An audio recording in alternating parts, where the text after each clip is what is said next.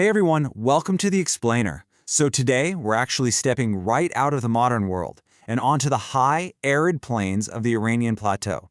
We're going to unpack this absolutely incredible story about power, religion, and, well, public image. I mean, imagine a civilization that's literally been at the absolute center of global history for millennia. A place where empires were born, completely shattered, and then reborn over and over again. We're tracing the epic journey of this ancient land. We'll look at how its identity was forged in the fires of conquest, how it evolved through centuries of upheaval, and ultimately how it drastically changed the exact way it presented itself to the modern world. Which brings up a huge question. Why would a civilization willingly erase its own thousands-year-old identity? Seriously, it kind of challenges everything we think we know about history and legacy. Usually, nations fiercely cling to their ancient glory. Building a global memory, a recognized historical brand, takes centuries of blood, treasure, and triumphs. So it's shockingly rare to see a civilization just decide to rewrite its global memory right in the middle of the 20th century. It seems entirely counterintuitive, doesn't it? Why throw away a name that the entire world has recognized and respected since the days of ancient Greece? Okay, let's dive into this. The truth is, Persia didn't just vanish like some mythical lost city swallowed by the desert sands or get totally erased by conquering armies. Instead, it underwent a highly strategic, calculated transformation. Basically, it simply changed its name. But, and this is a big but, that simple name change wasn't just a basic bureaucratic update. It actually carries the immense weight of fallen empires, relentless invasions, and a deeply complex cultural soul fighting for its place in the modern age. So here's our 6-part roadmap for tracing this dual identity across 3,000 years of history. Part 1, the empire that vanished. 2, birth of a superpower. 3, conquerors get conquered. 4, a new Islamic identity. 5, the 1935 diplomatic rebrand. And finally 6, 2 names, 1 land. All right, let's kick things off with part 1, the empire that vanished.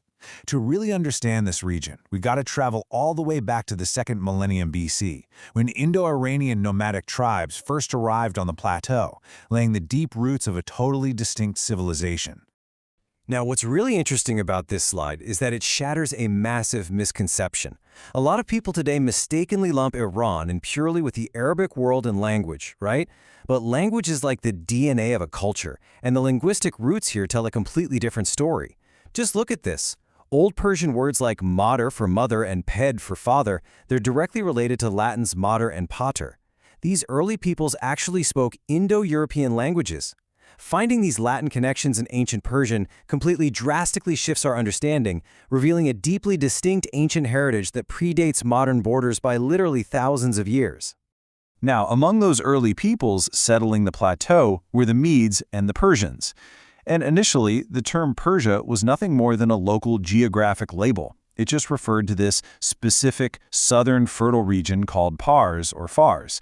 At the time, the Persians were kind of the underdogs in their own neighborhood. They weren't the dominant power at all. Their neighbors to the northwest, the Medes, actually held that title.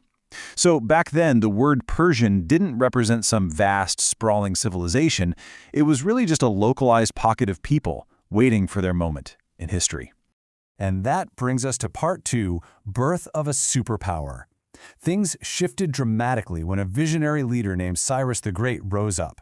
He managed to unite those divided tribes and built an absolutely unprecedented empire right out of these mountains. Cyrus didn't just conquer territories, he completely revolutionized the whole concept of how an empire should actually be run.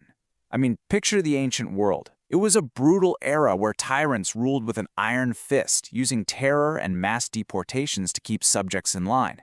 Well, Cyrus threw that playbook entirely out the window. He built the Achaemenid Empire by acting as a liberator, not a destroyer. He ruled through profound respect. He protected the temples of the people he conquered. For the exiled Jews in Babylon, he was literally hailed as a messiah-like liberator, and to the Babylonians, a legitimate restorer of their traditions. By letting local cultures thrive, he cultivated this immense, unshakable loyalty over fear. And this revolutionary approach worked with brutal, unprecedented efficiency. The Achaemenid Empire just exploded in size, becoming a titan that stretched all the way from the Indus River in the east to the Aegean Sea in the west. Just think about the sheer scale of that territory for a second. Managing a landmass that massive without modern tech, no phones, no internet is just mind-boggling. They connected this vast domain with lightning-fast messaging systems and incredible road networks.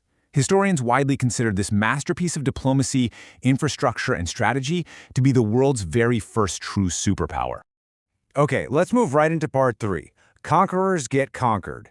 Because here we have to ask a pivotal question. What exactly happens when an unstoppable military force meets an unforgettable, deeply rooted culture? We're about to see that happen with Alexander the Great's invasion. That ultimate test arrived from the west in 334 BC, when a young Macedonian king named Alexander the Great relentlessly crushed the Persian army. But, as we know, history is never just a straight line of defeat.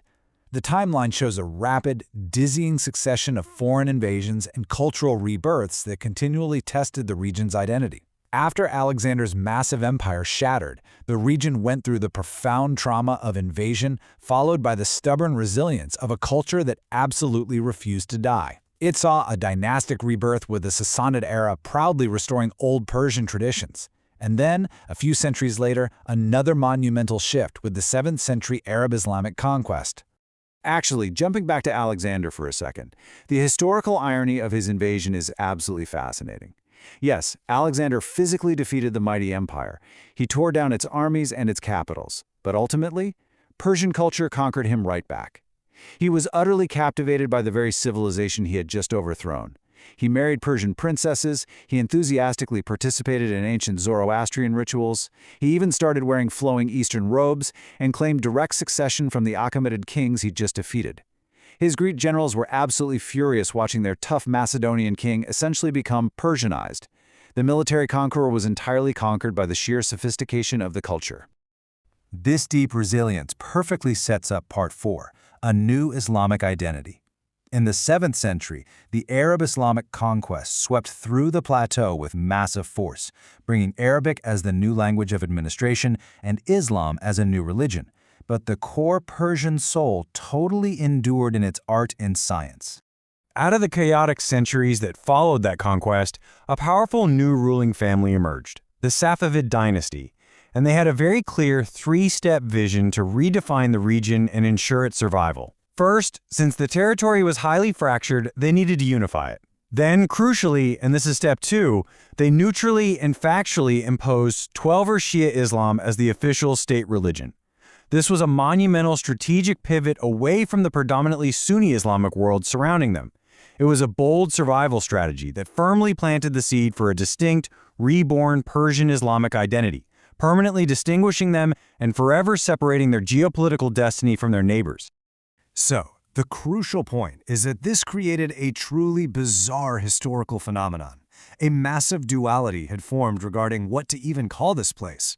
Ever since the ancient Greeks started writing history, the outside world had been calling this entire land Persia, essentially naming a vast empire after that one southern province of Pars. But internally, for thousands of years, the locals never actually used that name for their whole country. They knew their home by an ancient root name, Iran, which is derived from Aryanum, meaning the land of the Aryans or nobles. It's a really striking disconnect between a nation's internal identity and its external branding. And that brings us squarely into the 20th century for Part 5, the 1935 diplomatic rebrand. We arrive at a moment where a modernized monarch decided it was time to end this historical duality once and for all. In 1935, Reza Shah Pahlavi sent out a diplomatic circular to every single foreign embassy operating within his borders. He officially requested that the international community entirely drop the name they had used for 2 millennia and exclusively use the indigenous name, Iran. Think of this as the ultimate international mic drop. It was a massive bureaucratic corporate rebrand executed on a national scale. I mean, imagine being a foreign ambassador getting a memo that basically says, hey, that exotic country you've known from history books, it no longer exists by that name. It was specifically designed to shock the world into recognizing a modern, sovereign nation. And this brilliantly illustrates the strategy behind the move, which delves deep into the heavy baggage a name can carry. In the eyes of the West, the name Persia was burdened with colonial and Orientalist connotations. It was seen as an exotic, distant land steeped in old Greek narratives of romantic decadence and crumbling ruins. It sounded like a fairy tale, right? Not a serious 20th century player. By fiercely projecting the name Iran, the state wanted to signal industrial strength, modernity, and pure geopolitical sovereignty. It was an aggressive move to shake off those Greek Orientalist stereotypes and demand respect on the world stage, even though, honestly, a lot of locals felt deeply conflicted, worrying it severed their connection to a glorious ancient legacy. Finally, we reach part 6. 2 names, 1 land. As we move into the modern era, the strict, impartial facts of the late 20th century forever altered how the globe perceived this newly rebranded nation. In 1979, the world watched as a massive shockwave hit the country. The monarchy was abruptly overthrown in a revolution led by Ayatollah Khamenei, establishing the Islamic Republic of Iran. This event completely collapsed relations with the West. Decades of carefully curated, secular, modern branding were essentially inverted overnight, placing Shia Islam and revolutionary politics at the absolute center of the state's global identity. Because of this sudden shift, today, one single landmass manages 2 completely divergent global reputations. Just paint a picture of this stark contrast in your mind. The modern name Iran today almost immediately evokes intense discussions of geopolitics, international sanctions, and fundamentalism on the world stage. It's a name heavily associated with the tense daily news cycle. Meanwhile, the ancient word Persia has completely detached from modern politics.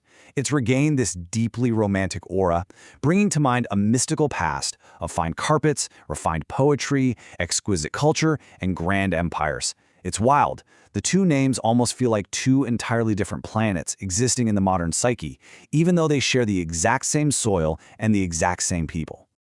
So, as we reflect on this 3,000-year evolution of identity we've just unpacked, we're left with a truly fascinating, provocative question.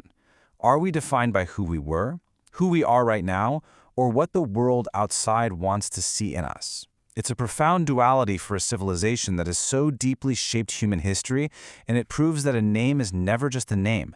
It's a powerful story we tell the world.